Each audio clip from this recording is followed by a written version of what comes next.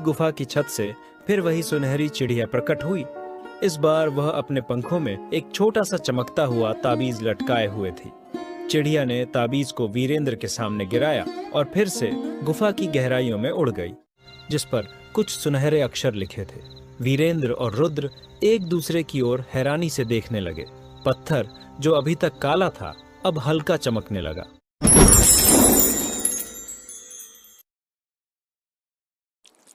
एक समय की बात है, हिमालय की तलहटी में एक छोटा सा राज्य था जिसका नाम था सूरजगढ़। इस राज्य में एक युवा राजकुमार रहता था जिसका नाम था वीरेंद्र। वीरेंद्र न केवल बहादुर था बल्कि उसका हृदय भी बहुत कोमल था। वह अक्सर अपने राज्य के लोगों की समस्याओं को सुनने और उनका समाधान करने के लिए जंगल और गांवों में भटकता रहता था। एक दिन जब वीरेंद्र जंगल में घूम रहा था, उसे एक पुराना आश्रम दिखाई दिया। आश्रम के बाहर एक साधु बैठा था जिसके चेहरे पर तेज और आंखों में गहरी शांति थी। साधु के पास एक छोटा सा थैला था जिसमें कुछ जड़ी बूटियां और एक चमकदार पत्थर रखा था। वीरेंद्र ने उत्सुकतावश साधु के पास जाकर नम्रतापूर्वक नमस्कार किया। वीरेंद्र हाथ जोड़कर, प्रणाम महात्मन, मैं सूरजगढ़ का राजकुमार वीरेंद्र हूँ। यहाँ जंगल में आपका आश्रम देखकर मुझे आश्चर्य हुआ। क्या मैं आपसे कुछ पूछ सकता हूँ? साधु मुस्कुराते हुए, प्रणाम राजकुमार, पूछो, क्या जानना चाहते हो? आपके पास ये चमकदार पत्थर क्या है? ये इतना सुंदर क्यों दिखता है? क्या इसमें कोई जादू है? साधु गंभीर होकर, यह कोई साधारण पत्थर नहीं राजकुमार, इसे सत्य का सराफ कहते हैं। यह पत्थर उस व्यक्ति के हृदय की सच्चाई को दर्शाता है जो इसे छूता है। अगर तुम्हारा मन शुद्ध है तो यह चमकता है, लेकिन अगर मन में छल कपट है तो यह काला पड़ जाता है। वीरेंद्र की आंखें आश्चर्य से चमक उठीं। उसने साधु से पत्थर को छूने की अनुमति मांगी। साधु ने हामी भरी और पत्थर उसके हाथ में दे दिया। जैसे ही वीरेंद्र ने पत्थर को छुआ, वह और भी चमकदार हो गया। साधु ने मुस्कुराते हुए कहा, तुम्हारा हृदय शुद्ध है राजकुमार, लेकिन यह पत्थर केवल सत्य को नहीं दिखाता, यह तुम्हें एक जिम्मेदारी भी देता है। क्या तुम इसे स्वीकार करने को तैयार हो? वीरेंद्र उलझन में, जिम्मेदारी? कैसी जिम्मेदारी महात्मन? साधु रहस्यमयी ढंग से, यह पत्थर तुम्हें वह दिखाएगा जो तुम्हारे राज्य में छिपा है। लेकिन सावधान, सत्य हमेशा सुखद नहीं होता। क्या तुम इसे अपने साथ ले जाना चाहोगे? वीरेंद्र ने एक पल के लिए सोचा। उसे नहीं पता था कि यह पत्थर उसे कहां ले जाएगा, लेकिन उसका मन उत्साह और जिज्ञासा से भरा था। उसने पत्थर को स्वीकार कर लिया और साधु को धन्यवाद देकर अपने महल की ओर चल पड़ा।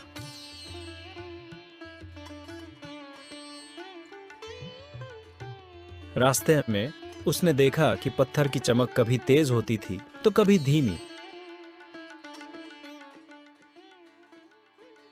जब वह अपने राज्य के बाजार से गुजरा तो पत्थर अचानक काला पड़ गया। वीरेंद्र हैरान रह गया। उसने एक व्यापारी को बुलाया और पूछा, बताओ, यहाँ क्या हो रहा है? क्यों लोग डरे हुए हैं?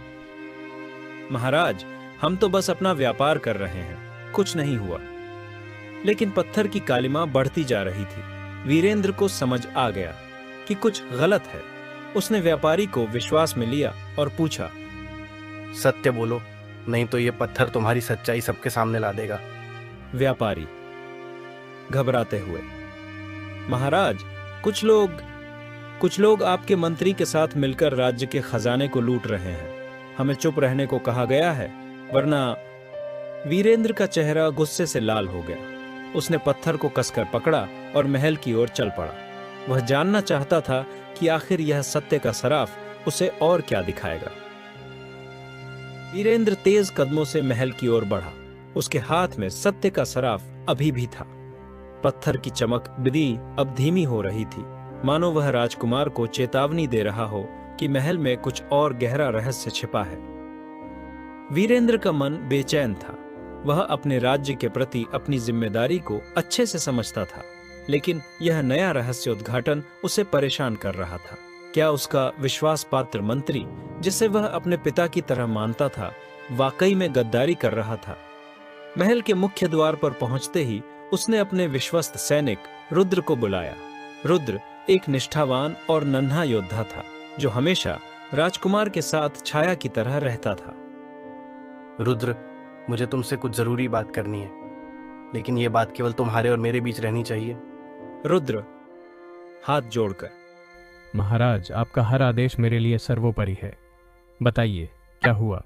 रुद्र को साधु और सत्य के सराफ के बारे में बताया। उसने पत्थर को रुद्र के सामने रखा, जो उसकी शुद्ध निष्ठा को देखकर चमक उठा। रुद्र की आंखें आश्चर्य से फैल गई। यह तो कोई जादुई पत्थर है महाराज, लेकिन यह काला क्यों पड़ रहा है जब हम महल के इतने करीब हैं? यही तो मुझे जानना है रुद्र। बाजार में व्यापारी ने बताया कि हमारे अपने लोग, शायद मंत्री जी भी, खजाने को लूट रहे हैं। मुझे सच जानना होगा। रुद्र ने सुझाव दिया कि वे चुपके से महल के गुप्त कक्ष में जाएं, जहां खजाने की देखरेख होती थी। रात के अंधेरे में चुपके से उस कक्ष की ओर बढ़े। रास्ते में सत्य का सराफ और भी गहरा काला हो गया। वीरेंद्र का दिल जोर जोर से धड़क रहा था। गुप्त कक्ष के पास पहुंचते ही उन्हें कुछ फुसफुसाहट सुनाई दी। वीरेंद्र ने रुद्र को इशारा किया कि वह चुप रहे। दोनों ने दीवार के पीछे छिपकर बातें सुननी शुरू की। वहां मंत्री, विश्वासदत्त और कुछ अज्ञात लोग बात कर रहे थे। विश्वासदत्त दबे स्वर में, हमें जल्दी करना होगा। राजकुमार को अभी तक कुछ पता नहीं, लेकिन अगर उसे शक हो गया तो हमारा सारा खेल खत्म हो जाएगा। अज्ञात व्यक्ति हंसते हुए, चिंता मत करो मंत्री जी, हमारा आदमी हर कदम पर नजर रख रहा है। खजाने का आधा हिस्सा तो पहले ही सुरक्षित जगह पर पहुंच चुका है। वीरेंद्र का खून खौल उठा। उसने पत्थर को कसकर पकड़ा, जो अब पूरी तरह काला हो चुका था। उसने रुद्र की ओर देखा और फुसफुसाया, ये विश्वासघात है रुद्र, लेकिन हमें अभी कुछ करना होगा। हमें सबूत चाहिए ताकि हम इन गद्दारों को बेनकाब कर सकें। महाराज, मैं आपके साथ हूँ, लेकिन हमें सावधानी बरतनी होगी। ये लोग खतरनाक हो सकते हैं।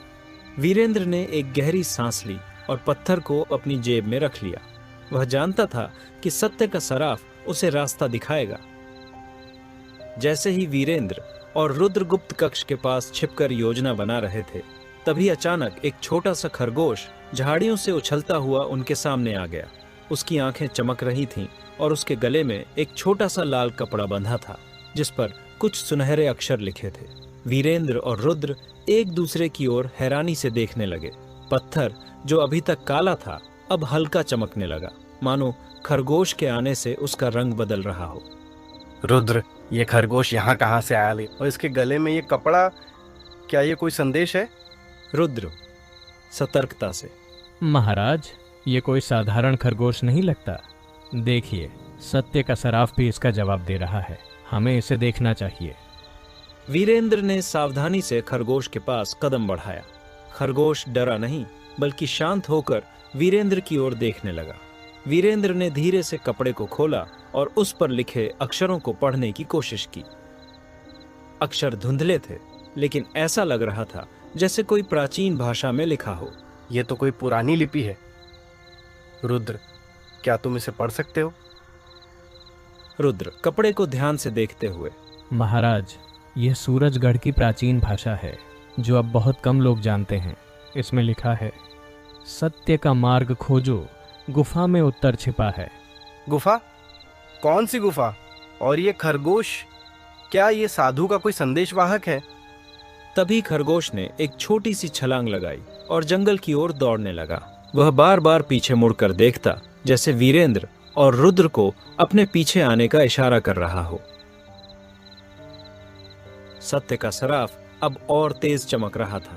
वीरेंद्र ने रुद्र की ओर देखा और दृढ़ स्वर में कहा, रुद्र, हमें इस खरगोश का पीछा करना होगा। शायद ये हमें उस सत्य तक ले जाएगा जो इस विश्वासघात का पर्दाफाश करेगा। मैं तैयार हूँ महाराज, लेकिन हमें सावधान रहना होगा। ये कोई जाल भी हो सकता है। दोनों ने खरगोश का पीछा शुरू किया। वह तेजी से जंगल की गहराइयों में जा रहा था और सत्य का सराफ हर कदम के साथ और चमक रहा था। जंगल में अंधेरा गहराने लगा था और दूर कहीं से एक रहस्यमयी आवाज सुनाई दी, जो हवा में गूंज रही थी। अचानक खरगोश एक घनी झाड़ी के पास रुक गया और एक छोटे से गुफा के मुहाने पर बैठ गया। गुफा का प्रवेश द्वार पत्थरों और लताओं से ढका हुआ था, मानो वर्षों से किसी ने इसे छुआ तक नहीं था। सत्य का सराफ अब इतना चमक रहा था कि उसकी रोशनी गुफा के अंधेरे को भेद रही थी। रुद्र, ये वही गुफा हो सकती है जिसका जिक्र उस कपड़े पर था, लेकिन ये जगह इतनी सुनसान क्यों लग रही है? महाराज, कुछ तो गलत है। यह सूरजगढ़ की प्राचीन कथाओं में उल्लेखित सत्य की गुफा हो सकती है। कहते हैं यहाँ केवल वही प्रवेश कर सकता है जिसका हृदय पूरी तरह शुद्ध हो। अगर ये सत्य का सारफ मुझे यहाँ तक लाया है तो मुझे विश्वास है कि मेरा मार्ग सही है। चलो अंदर चलते हैं। रुद्र ने थोड़ा हिचकिचाते हुए अपनी तलवार निकाली और वीरेंद्र के पीछे पीछे गुफा में प्रवेश किया।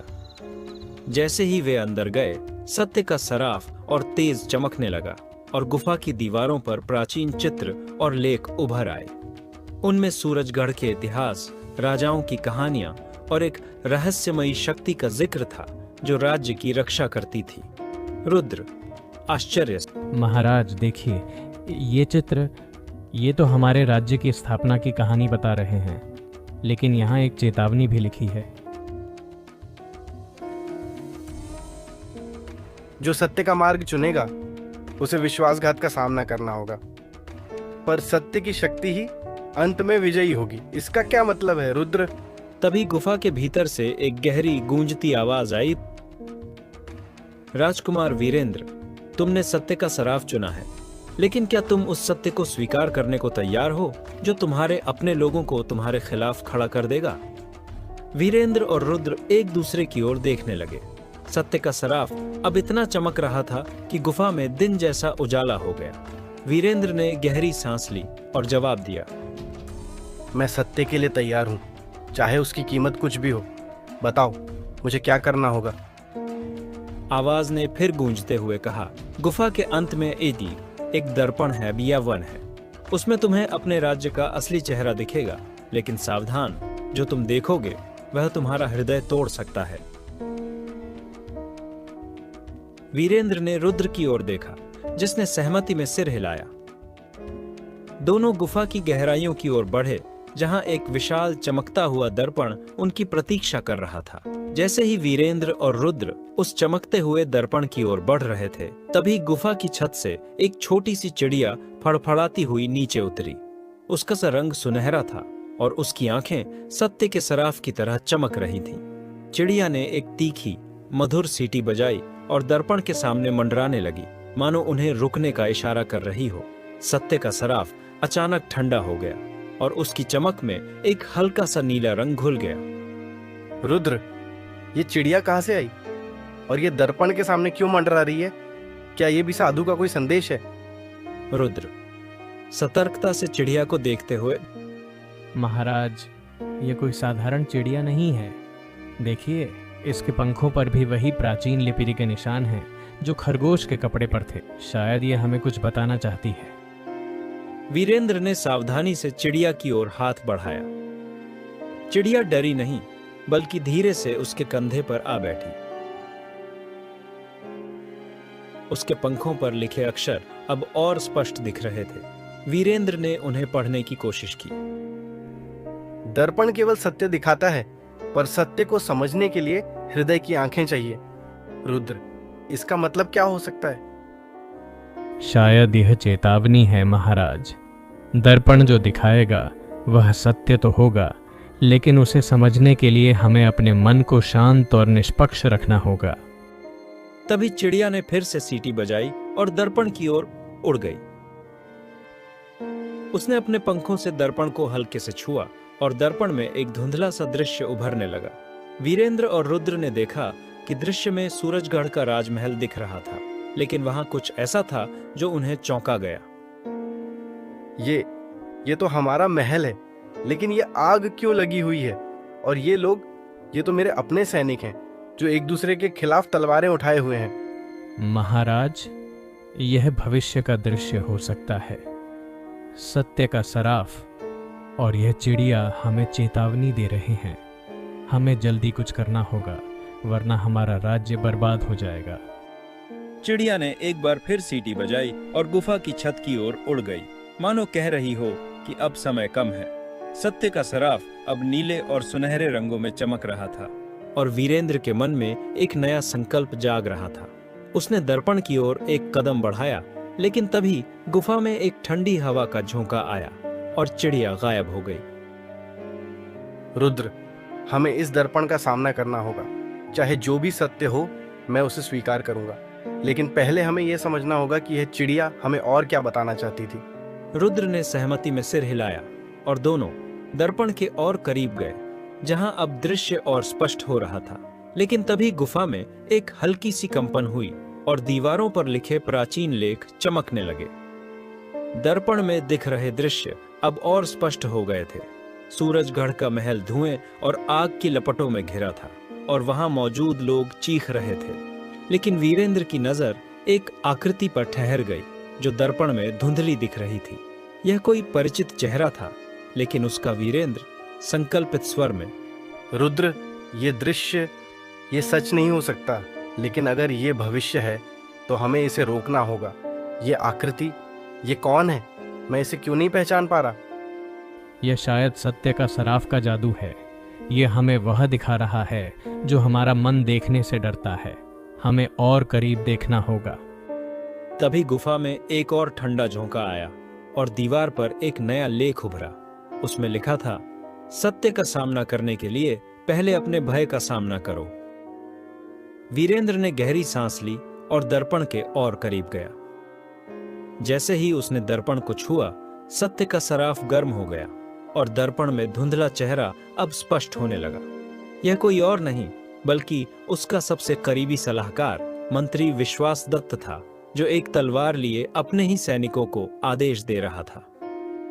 वीरेंद्र गुस्से और दुख से, विश्वासदत्त, ये कैसे संभव है? वह मेरे पिता के समान था, उसने मुझे धोखा दिया। महाराज, सत्य का सराफ झूठ नहीं बोलता, लेकिन शायद अभी पूरी कहानी सामने नहीं आई है। हमें और गहराई में जाना होगा। तभी गुफा की छत से फिर वही सुनहरी चिड़िया प्रकट हुई। इस बार वह अपने पंखों में एक छोटा सा चमकता हुआ ताबीज लटकाए हुए थी। चिड़िया ने ताबीज को वीरेंद्र के सामने गिराया और फिर से गुफा की गहराइयों में उड़ गई। वीरेंद्र ने ताबीज को उठाया और देखा कि उस पर एक प्राचीन मुहर थी जो सूरजगढ़ के शाही प्रतीक जैसी दिख रही थी। ये तो हमारे राज्य की प्राचीन मुहर है। रुद्र, ये ताबीज हमें कहाँ ले जाना चाहता है?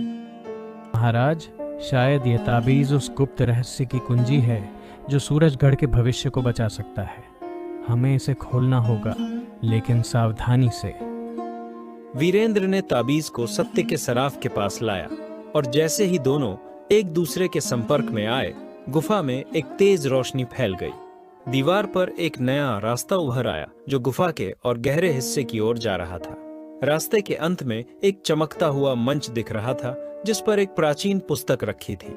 चिड़िया वहां मंडरा रही थी, मानो वीरेंद्र को उस पुस्तक तक ले जाने का इशारा कर रही हो। रुद्र, ये पुस्तक शायद हमें वह जवाब देगी जो हमें चाहिए, लेकिन मुझे लगता है इस रास्ते पर चलने से पहले हमें अपने मन को और मजबूत करना होगा। क्या तुम मेरे साथ हो? हमेशा महाराज, चाहे सत्य कितना भी कठोर हो, मैं आपके साथ हूँ। दोनों उस नए रास्ते की ओर बढ़े जहां चिड़िया उनकी प्रतीक्षा कर रही थी। सत्य का सराफ अब स्थिर हो गया था और उसकी चमक में एक नई शक्ति महसूस हो रही थी। लेकिन गुफा में हवा अब और ठंडी हो रही थी और दूर से एक और आवाज गूंज रही थी जो कह रही थी, सत्य की कीमत चुकाने को तैयार हो जाओ। चिड़िया मंच के ऊपर मंडराती रही और उसकी सुनहरी चमक गुफा को और रहस्यमयी बना रही थी। वीरेंद्र ने ताबीज को कसकर पकड़ा और पुस्तक के पास पहुंचा। पुस्तक का आवरण पुराना और चमड़े का था, जिस पर सूरजगढ़ की शाही मुहर उकेरी गई थी। जैसे ही उसने पुस्तक को छुआ, सत्य का सराफ और ताबीज दोनों एक साथ चमके और पुस्तक अपने आप खुल गई। रुद्र, देखो, ये पुस्तक, ये तो सूरजगढ़ के प्राचीन रहस्यों की किताब है। इसमें हमारे राज्य के हर राजा की कहानी लिखी है। महाराज, यहाँ कुछ और भी है। यह पन्ना, यह विश्वासदत्त के बारे में कुछ कह रहा है। पुस्तक के खुले पन्ने पर विश्वासदत्त का नाम चमक रहा था। वीरेंद्र ने पढ़ना शुरू किया। उसमें लिखा था कि विश्वासदत्त एक प्राचीन शाप से बंधा हुआ है जो सूरजगढ़ के एक पुराने राजा ने अपने ही भाई को दिया था। यह शाप हर पीढ़ी में किसी न किसी विश्वास पात्र को प्रभावित करता था, जिससे वह अपने ही राज्य के खिलाफ विश्वासघात करने को मजबूर हो जाता था। लेकिन शाप को तोड़ने का एकमात्र तरीका था सत्य का सराफ और एक शुद्ध हृदय वाला राजा जो अपने भय का सामना कर सके। तो विश्वासदत्त का विश्वासघात उसकी अपनी मर्जी नहीं, बल्कि इस शाप का नतीजा है। लेकिन फिर भी उसने मेरे राज्य को खतरे में डाला। मुझे क्या करना चाहिए रुद्र? महाराज, सत्य का सराफ आपको यहाँ तक लाया है। शायद यह पुस्तक हमें शाप तोड़ने का तरीका भी बताएगी। हमें और पढ़ना होगा। तभी चिड़िया ने एक आखिरी सीटी बजाई और पुस्तक के एक खास पन्ने पर बैठ गई। उस पन्ने पर लिखा था, शाप को तोड़ने के लिए सत्य का सराफ और ताबीज को गुफा के हृदय में एक साथ रखो, लेकिन सावधान, सत्य की कीमत तुम्हारा सबसे बड़ा बलिदान मांग सकती है। वीरेंद्र ने ताबीज और सत्य का सराफ एक साथ पकड़ा और गुफा के मंच पर रखा। जैसे ही दोनों वस्तुएं मंच पर स्पर्श हुईं, गुफा में एक तेज रोशनी फैल गई और एक प्राचीन आकृति प्रकट हुई। यह एक राजसी आत्मा थी जो सूरजगढ़ के पहले राजा की तरह दिख रही थी। आत्मा गंभीर स्वर में, राजकुमार वीरेंद्र, सत्य का मार्ग चुना, लेकिन शाप को तोड़ने के लिए तुम्हें अपने सबसे बड़े भय का सामना करना होगा। क्या तुम तैयार हो? हाँ, मैं तैयार हूं। मेरे राज्य और मेरे लोगों के लिए मैं कोई भी कीमत चुकाने को तैयार हूं। आत्मा मुस्कुराते हुए, तुम्हारा बलिदान तुम्हारा विश्वास होगा। तुम्हें विश्वासदत्त को क्षमा करना होगा और उसे शाप से मुक्त करना होगा, लेकिन इसके लिए तुम्हें अपने गुस्से और दुख को छोड़ना होगा। क्या तुम ऐसा कर सकते हो? वीरेंद्र ने एक पल के लिए रुककर सोचा। विश्वासदत्त ने उसके साथ विश्वासघात किया था, लेकिन अब वह समझ गया था कि वह शाप का शिकार था। उसने सत्य का सराफ उठाया और आत्मा की ओर देखा। मेरे राज्य का भविष्य मेरे गुस्से से बड़ा है। जैसे ही उसने ये शब्द कहे, सत्य का सराफ और ताबीज एक साथ चमके और गुफा में एक तेज विस्फोट हुआ। जब रोशनी कम हुई तो आत्मा गायब हो चुकी थी और पुस्तक बंद हो गई थी। चिड़िया भी गायब थी, लेकिन गुफा अब शांत और उज्जवल थी। सत्य का सराफ अब एक साधारण पत्थर जैसा दिख रहा था, मानो उसका जादू खत्म हो गया हो। महाराज, क्या शाप टूट गया? क्या हमने यह कर लिया? मुझे लगता है रुद्र कि सत्य की जीत हो चुकी है, लेकिन हमें अभी महल लौटना होगा और विश्वासदत्त से बात करनी होगी। दोनों गुफा से बाहर निकले और तेजी से सूरजगढ़ की ओर लौटे।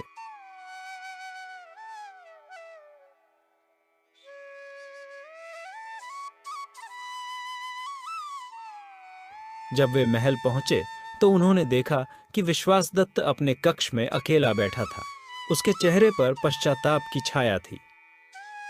विश्वासदत्त, मैं सब कुछ जान चुका हूं। तुम शाप के शिकार थे, लेकिन अब वह टूट चुका है।